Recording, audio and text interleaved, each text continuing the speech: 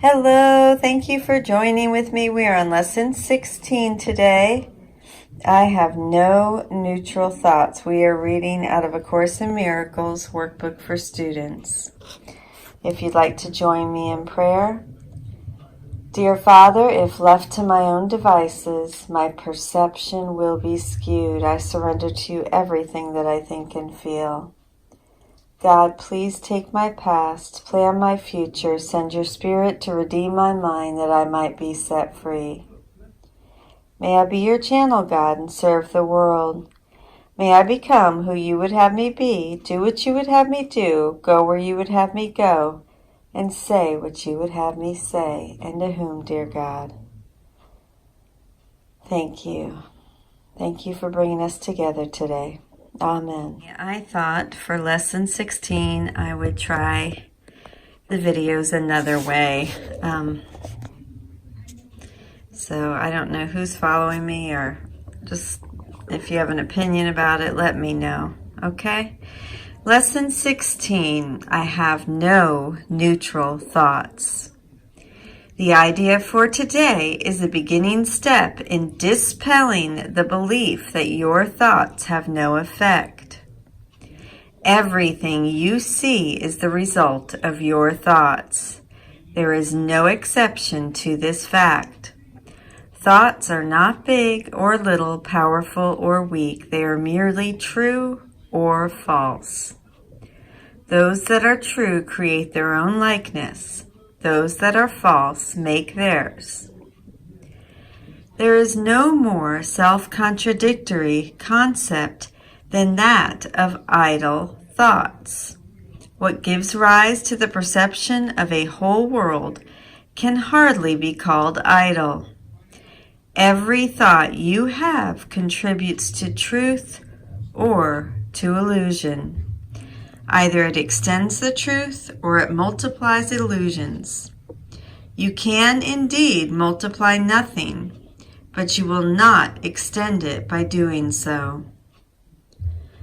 Besides your recognizing that thoughts are never idle, salvation requires that you also recognize that every thought you have brings either peace or war, either love or fear.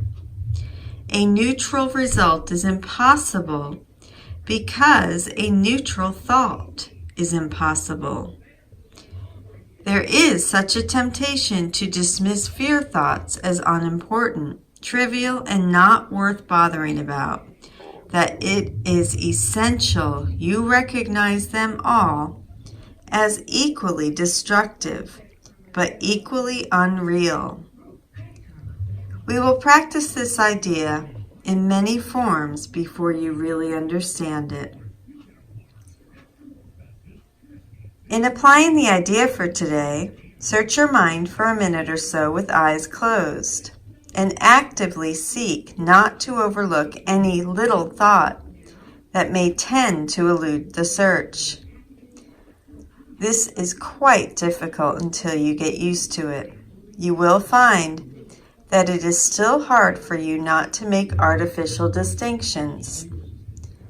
Every thought that occurs to you, regardless of the qualities that you assign to it, is a suitable subject for applying today's idea. In the practice periods, first repeat the idea to yourself, and then, as each one crosses your mind, hold it in awareness while you tell yourself, this thought about, fill in the blank, is not a neutral thought. That thought about is not a neutral thought. As usual, use today's idea whenever you are aware of a particular thought that arouses uneasiness. The following form is suggested for this purpose. This thought about is not a neutral thought because I have no neutral thoughts. 4 or 5 practice periods are recommended if you find them relatively effortless. If strain is experienced, 3 will be enough. The length of the exercise period should also be reduced if there is discomfort. Thank you so much for joining with me today. Lesson 16, I have no neutral thoughts. I love you. Have a beautiful day.